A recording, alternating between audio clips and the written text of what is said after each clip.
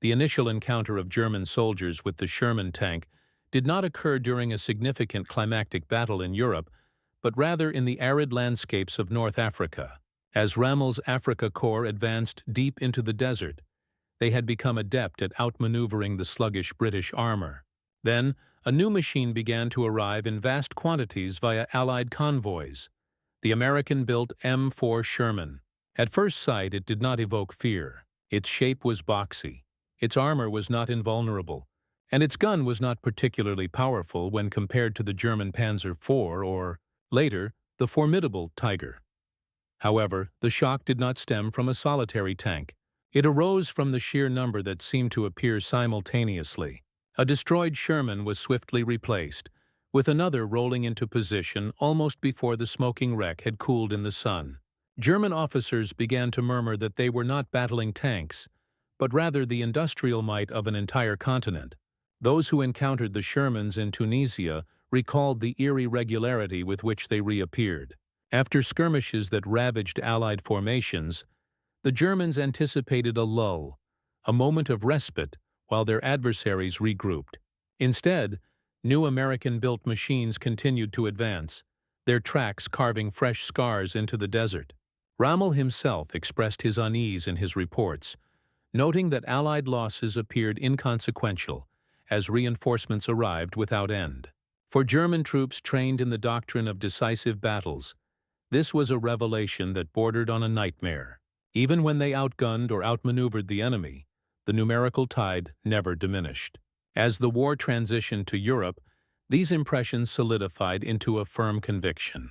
In the hedgerows of Normandy, German infantry crouched with Panzerfausts, awaiting the sound of engines. They recounted how columns of Shermans seemed to emerge from behind every orchard and farm. A Tiger tank might annihilate 3 or even 4 Shermans in a single engagement. Yet the Germans understood that within hours more would materialize, with fresh crews inside and engines roaring. It was as though the battlefield itself had given rise to them. The figures appeared so extraordinary that some soldiers voiced their disbelief regarding how such production could even occur. They had witnessed the devastation of German factories following Allied bombings, and they understood the difficulty their own army faced in replacing a single panzer. Observing the Allies summon Shermans by the hundreds profoundly unsettled their morale. Memoirs penned after the war illustrated just how intensely these experiences were etched into German memory. One infantryman recounted gazing at the charred shell of a Sherman, only to witness 3 more emerge over a hill moments later, their machine guns sweeping across the fields. It was akin to severing the head of a hydra, he noted.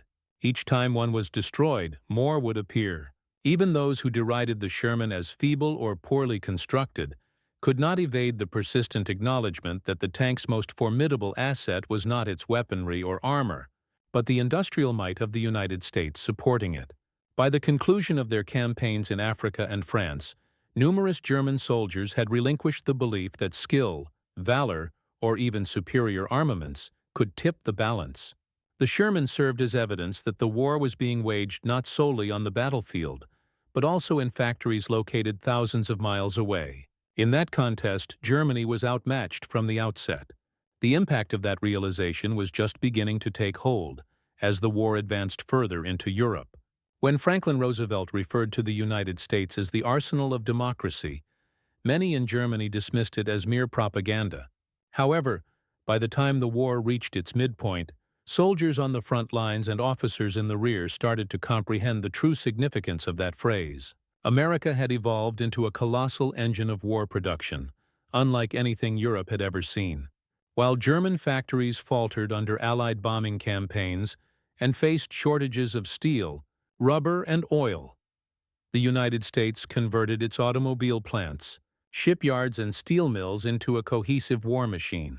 Detroit, once renowned for its Ford and Chrysler automobiles, transformed into the epicenter of tank manufacturing. Conveyor belts that previously produced cars for the civilian market now churned out armored vehicles for soldiers deployed overseas. The Sherman tank emerged from these production lines with mechanical precision, rolling off like clockwork. What astonished German observers was not only the rapidity of American retooling, but also the immense scale of production. Entire cities appeared to dedicate themselves to the war industry. Ford's enormous Willow Run plant was generating bombers at a rate that left Allied leaders in awe, while Chrysler's Detroit Arsenal tank plant manufactured Shermans by the tens of thousands. The United States had resources that Germany could hardly imagine. With its borders shielded from invasion and its factories secure from bombing raids, America benefited from a continuous supply of steel, oil, rubber, and manpower. German officers often realized too late that they were contending with a nation capable of producing more war material in a single month than the Reich could in 6 months. On the battlefield, the consequences became unmistakable. Reports from the Africa Corps indicated that Shermans destroyed in combat reappeared within weeks, fresh from American production lines. Captured documents and intelligence briefings began to circulate among German commanders, detailing the remarkable industrial mobilization occurring across the Atlantic. The statistics appeared incredible. Thousands of tanks were produced each year, with plans for further increases. Soldiers who had previously regarded the Sherman as an average machine became apprehensive when they recognized that mediocrity in large quantities could overpower even the most sophisticated German tank battalion. In discussions behind the lines, German officers contrasted America's war production system with their own. Germany's dependence on specialized labor, its intricate tank designs, and its susceptibility to bombing rendered each tank invaluable and irreplaceable. In contrast, the Americans regarded tanks almost as if they were ammunition, treating them as disposable instruments to be utilized, lost, and replaced in a constant cycle. A Tiger tank might instill fear in any Sherman crew, yet the Germans themselves acknowledged the mathematics involved. 10 Shermans could be constructed, transported, and deployed more swiftly than a single Tiger could depart from its production line. This understanding permeated the German ranks like a shadow, a realization that the dynamics of warfare were shifting not through valor, but through industrial capability. The term arsenal of democracy soon evolved beyond mere rhetoric. It became a tangible reality that German soldiers could sense each time another Sherman advanced into combat. The power of American manufacturing was no longer a theoretical concept. It manifested as steel tracks traversing French fields, gun turrets swiveling in their direction, and the incessant roar of engines driven by a nation that had fully mobilized its economy for warfare. For soldiers gazing across the battlefield, the United States appeared less as a distant nation and more as an unstoppable industrial force surging forward with unyielding momentum. What most disturbed German commanders was not solely the magnitude of American production, but the remarkable efficiency with which it was orchestrated. Unlike the disjointed array of factories and workshops that defined German tank production, the United States adopted the assembly line as the cornerstone of its war strategy. Henry Ford's vision of standardized parts, interchangeable components, and conveyor belt manufacturing had been refined in the automotive sector, and it was now applied to military vehicles. The Sherman tank epitomized this approach. It was straightforward enough to manufacture rapidly, dependable enough to function under severe conditions, and standardized sufficiently to be repaired anywhere in the field. In German factories, each panzer frequently exhibited minor variations, necessitating skilled machinists and engineers to tailor parts. Consequently, when a Tiger or Panther malfunctioned, spare parts were limited, and repairs could extend over days or even weeks. In contrast, the Sherman was engineered similarly to a mass-produced vehicle. A malfunctioning transmission could be replaced with a new one taken from a crate, identical in every way. Crews quickly discovered that even while under fire, American mechanics could restore a disabled tank to operational status within hours. To German soldiers, accustomed to lengthy waits for parts and specialized repairs, this appeared almost magical. Reports from the front conveyed unsettling observations. German officers remarked that in France and Italy, Allied recovery teams would retrieve damaged Shermans from the battlefield and return them within days, newly repaired and ready for combat once more. It was not merely the number of tanks arriving from America, but the rapidity with which losses could be replenished and damaged vehicles restored that overwhelmed the Wehrmacht. A Tiger might dominate a battle, taking out 5 Shermans in a single afternoon. Yet within days, the Americans would deploy replacements while the Tiger remained irreplaceable, awaiting scarce parts or fuel. German soldiers began to understand they were not merely battling individual tanks, but rather a production and repair system capable of regenerating itself indefinitely. This efficiency extended beyond the factories. The U.S. Army developed streamlined logistics to complement its assembly line tanks. Shermans shipped overseas arrived equipped with standardized toolkits, manuals, and spare parts that simplified repairs even for less experienced crews. German intelligence officers intercepting reports of American logistical methods were struck by the stark contrast. While German supply chains faltered under bombing raids and shortages, the Americans appeared to maintain an unending supply of crates, fuel, and spare components accompanying their armored divisions. Soldiers on the Eastern Front, learning of these practices through captured documents and Allied broadcasts, questioned how long their own battered machines could withstand such systematic abundance. This standardization also impacted tactics. Sherman crews were aware that they could engage in aggressive combat, assured that replacements and repairs were consistently available. In contrast, German tank crews regarded their panzers as invaluable resources, frequently opting to withdraw in order to safeguard them from destruction. Over time, this psychological disparity diminished morale. For German infantry confronted by relentless waves of Shermans, it seemed as if each battle commenced anew, with the Americans always appearing at full capacity, regardless of how many tanks had been lost the day before. The continuous cycle of replacements resonated like a drumbeat throughout the war. It was not merely the roar of artillery that filled the air, but also the distant hum of factories thousands of miles away, setting the pace of combat.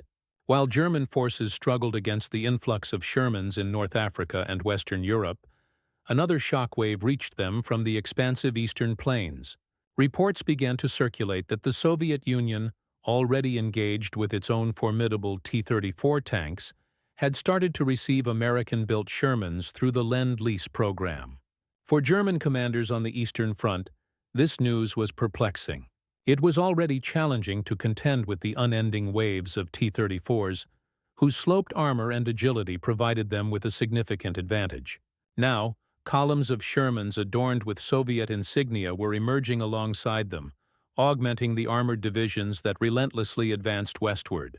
Reports indicated that entire Soviet units were being bolstered with these American tanks, delivered via Arctic convoys and through Persian supply routes. For the Germans entrenched on the steppes, this revelation was alarming. They had long held the belief that their superior training, discipline, and weaponry could counterbalance Soviet numerical superiority. However, the introduction of American tanks unveiled a new reality. The Reich was no longer contending with just one industrial powerhouse, but two. Soviet industry, relocated east of the Urals and operating at a frenzied pace, was already producing tanks in vast numbers. When combined with American contributions, the situation became disastrous for German strategic planning. Soldiers stationed at the front recounted in their diaries the unusual sight of Shermans adorned with red stars, traversing fields alongside Soviet tanks. It was a harsh irony that the tank they had initially encountered under British command now reappeared under a different flag, equally numerous and relentless. The presence of Shermans in the hands of the Soviets had another significant impact. It undermined German confidence in their intelligence evaluations. German officers had misjudged the extent of American production, initially believing that the Allies could not maintain such a vast output, while also supporting Britain and their own forces in the Pacific. However, the evidence on the battlefield presented a contrasting narrative. If America could dispatch thousands of Shermans across oceans, navigate treacherous waters, and deliver them intact to Soviet forces, what limitations could possibly exist regarding its industrial capabilities? This question lingered in the minds of German strategists. They had heavily invested in the development of powerful yet complex machines like the Panther and Tiger, each demanding substantial resources and time. In contrast, the Americans could simply manufacture more tanks than could ever be annihilated, and now they were equipping Germany's most formidable adversary with them. German soldiers themselves expressed skepticism. Some remarked on how Soviet crews lauded the Sherman's reliability in comparison to older Soviet models. Its spacious interior, effective radios, and smooth suspension made it a favorite even among seasoned Red Army veterans. Although not invulnerable, it was robust, reliable, and most crucially, consistently available in large quantities. For the Germans, who were perpetually grappling with shortages, the psychological impact was devastating. The Sherman had transcended its identity as merely an American weapon. It had evolved into a symbol of Allied collaboration, representing a world united against the Reich, producing war machines at a pace faster than Germany could obliterate them. In the snow-laden forests, in the spring mud, and on the sun-drenched fields of Ukraine, the sight of Shermans under Soviet command served as a stark reminder to German troops of a grim reality. Regardless of the number of victories they achieved, the industrial might of their adversaries was unending. Engaging on the Eastern Front was already harsh. Battling against an enemy bolstered by America's production lines rendered the situation seemingly futile.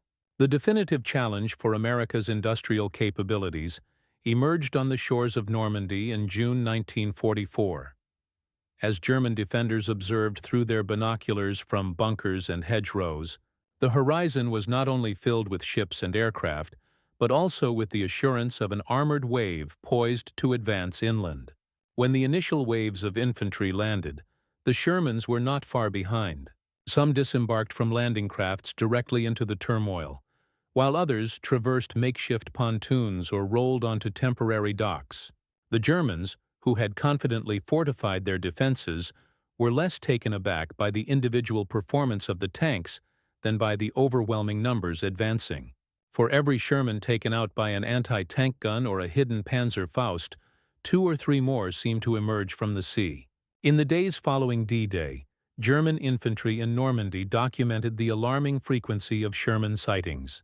Farmers' fields transformed into graveyards of twisted metal. Yet, reinforcements arrived so swiftly that the losses were hardly significant. Panzer divisions retaliated fiercely, ambushing columns of Shermans in narrow lanes and hedgerows, often inflicting severe casualties. However, when German tank crews assessed their own diminished numbers afterward, they recognized the disparity.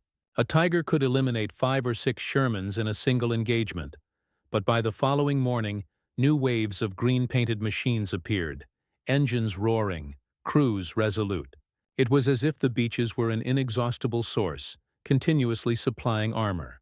For German soldiers familiar with attritional warfare, this was a nightmare unlike any they had encountered.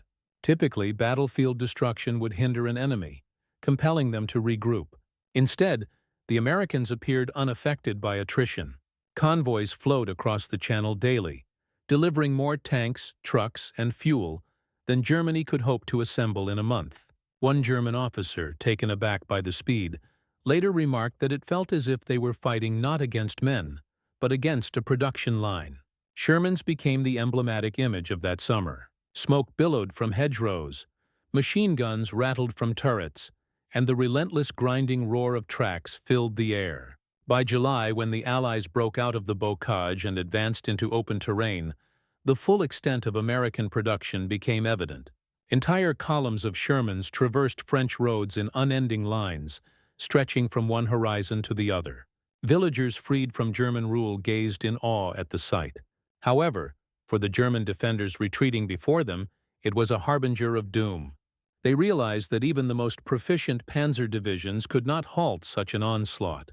Every tank lost from their ranks was irreplaceable, each necessitating weeks of repairs or months of production. For the Americans, on the other hand, every destroyed Sherman was simply another order fulfilled by Detroit, another unit dispatched across the Atlantic, another cog in a system that never rested. The collapse of German defenses in France cannot be attributed solely to Allied valor. It was the industrial avalanche represented by those thousands of Shermans that wore down the Wehrmacht. For German soldiers who experienced Normandy, the lesson was unforgettable. Bravery and expertise could not compensate for a nation that produced tanks as others produced bullets, manufactured by the millions, unleashed in waves, and endlessly replenished. The beaches of Normandy were not merely the site of an invasion. They were the arena where the dominance of mass production was showcased for all to witness. By the later stages of the war, the shock of facing an unending stream of Shermans had deeply penetrated the psyche of German troops. Diaries and letters reflected a growing sense of despair. For many, the battlefield no longer resembled a contest between men and machines, but rather a confrontation with an inexhaustible force. A panzer grenadier communicated to his family in late 1944 that it appeared every time we brought one down, 3 more emerged. We were not battling soldiers. We were contending with factories. This feeling of futility eroded morale. Even units that had previously been strengthened by victories on the Eastern Front began to feel the oppressive weight of inevitability. In discussions among tank crews, the acknowledgement was evident. A Tiger commander might take pride in his tank's capability to excel in one-on-one combat, yet even he conceded that it was akin to attempting to dam a river with bare hands. Shermans appeared in convoy after convoy, bolstered by a continuous supply of fuel, ammunition, and spare parts. German crews were instructed to preserve their valuable machines, to strike with accuracy, and to avoid unnecessary risks. However, in reality, the Americans compelled them into relentless engagements where every destroyed Sherman was merely replaced, and every incapacitated panzer represented a loss the Reich could hardly sustain. Over time, this disparity diminished not only their strength, but also their resolve. For infantry, the experience was even more devastating. They observed as columns of Shermans crashed through towns, flattened hedgerows, and tore across fields, their turrets sweeping with unyielding fire. Anti-tank weapons provided fleeting moments of hope, but each successful hit was overshadowed by the realization that the enemy never exhausted their resources. Letters sent home disclosed a grim recognition that even bravery was being outproduced. "It is not their courage that breaks us," one soldier admitted, "but their machines that are relentless." Confronting an adversary that regarded tanks as expendable was unlike anything the Germans had encountered in their earlier campaigns, characterized by swift maneuvers and decisive battles. Even among officers who displayed outward discipline, there was an increasing acknowledgement that America's industrial warfare was overwhelming them in ways that strategy alone could not amend.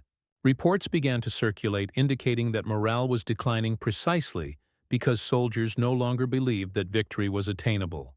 Some units attempted to reassure themselves with the notion that Germany's superior tanks would eventually alter the balance. Yet each new battlefield demonstrated otherwise. The Sherman was not a marvel of engineering, but its very commonality, simplicity, reliability, and sheer availability rendered it devastating. It was a tank intended for replacement rather than preservation. This reality shattered the psychological resilience of the Wehrmacht more than any single defeat. As the Allies advanced further into Europe, this despair spread like a contagion. German soldiers ceased to regard the Sherman as merely an adversary. They perceived it as the rolling emblem of a war they could not win. Each new column of green-painted steel served as a reminder that across the ocean, a giant was still manufacturing, still shipping, and still inundating the continent with machines. Courage, experience, and tactical brilliance could not contend with a nation that had transformed war into an industry. For many Germans, this realization marked the true turning point, the moment when the struggle shifted from being about victory to being about survival. As the war extended into its final years, the disparity between American and German strategies regarding tank warfare became increasingly pronounced. The United States adopted mass production and efficiency, while Germany clung to the belief in technological superiority through intricate, heavily engineered designs. The Panther and Tiger tanks were feats of engineering. Their powerful guns, thick armor, and advanced optics made them formidable in direct combat. However, these wonder weapons came with a price. Prolonged production times, limited resources, and frequent mechanical failures plagued them. For every Tiger that emerged from the assembly line, dozens of Shermans rolled off American conveyor belts, already en route to Europe. German commanders engaged in discussions regarding this dilemma. Some contended that quality would triumph, asserting that one Tiger was equivalent to 10 Shermans. Others recognized the arithmetic for what it truly represented. Even the most superior tank is only as effective as the numbers supporting it. In reality, the Tigers were too scarce and frequently immobilized due to a lack of fuel or spare parts. In contrast, the simplicity of the Sherman allowed for field repairs, quick replacements, and production in quantities that Germany could never aspire to match. Soldiers on the front lines experienced this harsh reality firsthand. They observed their esteemed heavy tanks rendered inoperative by malfunctioning transmissions, while the Americans seemed to effortlessly produce fresh columns of Shermans. The fixation on technical innovation became a double-edged sword for Germany. Factories allocated resources to prototypes and enhancements that consumed precious time. Engineers focused on creating thicker armor and larger guns, yet each enhancement impeded the production timeline. Conversely, America emphasized standardization. The Sherman remained predominantly uniform, a vehicle designed not to be the best, but to be sufficiently effective in large quantities. This approach perplexed German officers who took pride in precision. However, by 1944, the battlefield exposed the repercussions of excessive engineering. A solitary Tiger battalion could temporarily halt an Allied advance, but only for a limited time. Once reinforcements arrived, the advantage dissipated, leaving German forces encircled and outnumbered once more. The disparity was most evident in supply chains. German units frequently endured weeks of waiting for replacement tanks, while spare parts were hoarded as if they were precious commodities. In contrast, American units transported crates of components and entire logistical frameworks designed for continuous replenishment. Tank crews understood that their vehicles were expendable, and this very expendability granted them a sense of freedom. They launched attacks with confidence, assured that any losses would be compensated. German tank crews, on the other hand, were hesitant, acutely aware that each destroyed panzer represented a wound that the Reich could not mend. The dynamics of the battlefield evolved not solely through firepower, but also through psychological factors.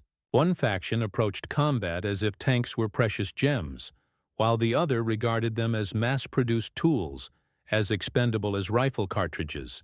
By the conclusion of 1944, numerous German soldiers recognized that their leaders' fixation on complexity had led to their downfall. They might achieve tactical successes, ambushing Shermans in villages or destroying them with 88mm artillery, yet these victories were ultimately hollow. The Americans simply manufactured more tanks. Initially criticized as an average design, the Sherman became a formidable adversary precisely because it contradicted the German principle of valuing quality over quantity. It served as evidence that in contemporary warfare, numerical superiority outweighed perfection. The Reich, suffering from depleted resources and personnel, realized too late that innovation without mass production was a route to destruction. By the spring of 1945, the reality was undeniable. Throughout Europe, the Sherman had emerged as the symbol of an unstoppable Allied advance. For German soldiers retreating through devastated towns and battered countryside, the green silhouette of the M4 represented more than just another enemy tank. It was a stark reminder that America's industrial capabilities had outproduced their nation into submission. Even when their Tigers and Panthers achieved tactical victories, taking out several Shermans in a single day, the Germans understood that such triumphs were temporary. Within weeks, and sometimes within days, new columns arrived to replenish the losses, their engines rumbling with the certainty of inevitability. The war had transformed into a test of endurance, and this endurance was determined not on the battlefield, but in the foundries, assembly lines, and shipyards located far across the ocean. Veterans later acknowledged that the greatest asset of the Sherman was not its weaponry, armor, or speed. It was the system that supported it. The Americans revolutionized modern warfare by demonstrating that simplicity, standardization, and mass production could surpass even the most sophisticated machines. German soldiers began to perceive the Sherman not merely as a competitor in tank warfare, but as a symbol of America's industrial power. Each time it emerged on the horizon, it conveyed a singular truth: their nation was unable to keep pace. The Reich's esteemed precision, craftsmanship, and engineering had been overshadowed by a philosophy that prioritized scale over ingenuity. Letters retrieved from the front lines illustrate the profound impact of this realization. Some tank crews expressed resentment, attributing their plight to leaders who pursued miraculous weapons while neglecting the necessity for quantity. Others succumbed to resignation, observing that the enemy fought with a confidence derived from an endless supply of replacements.